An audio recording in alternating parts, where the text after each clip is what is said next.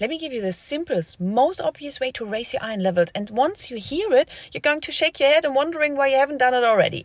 Most of you are running around terrified that a certain food is dangerous, obsessing over your cholesterol levels that haven't been raised probably in the first place, instead of actually obsessing over the fact that your mitochondria need oxygen. Without oxygen, your cells can't function, and that includes your eggs. Now, the whole red meat is dangerous conversation is a rabbit hole for another day. The studies behind those claims need to be taken with a very generous grain of salt. But for now, let me just be blunt here. If you've been diagnosed with low iron and you're not eating red meat at least 3 to 4 times a week, and honestly, if your iron is tanked, you probably are better off eating it more often than that, then what are you doing?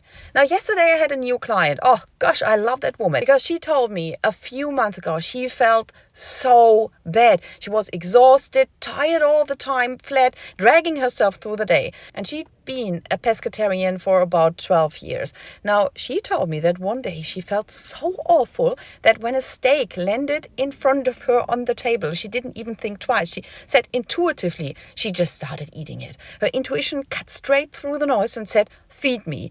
And since that day, she's been eating red meat every single day. Within the shortest amount of time, she said, you can't even describe how much better I feel. Her energy returned, brain switched back on, and the whole system started again to function better.